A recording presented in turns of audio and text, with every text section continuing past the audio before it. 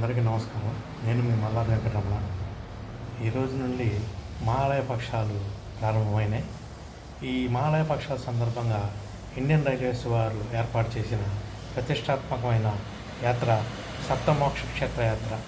ఈ యాత్ర రేపటి నుంచి అంటే సెప్టెంబర్ 9వ తేదీ నుంచి సెప్టెంబర్ 22వ తేదీ వరకు జరుగుతుంది.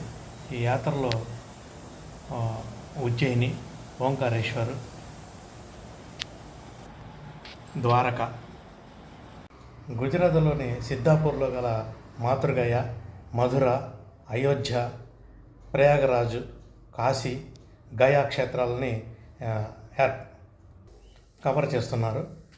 చిట్టచివరగా గయలో ఈ నెల 21 అమావాస్య రోజున ఈ కార్యక్రమం అక్కడితో ముగించి తిరుగు ప్రయాణం అవుతుంది. ఈ యాత్రలో మేము కూడా పాల్గొనడం జరుగుతుంది. దీనికి సంబంధించిన ప్రతిరోజు ఒక వీడియోని మీతో కూడా షేర్ చేసుకుంటాను. మీ మల్లాది వెంకటరమణ.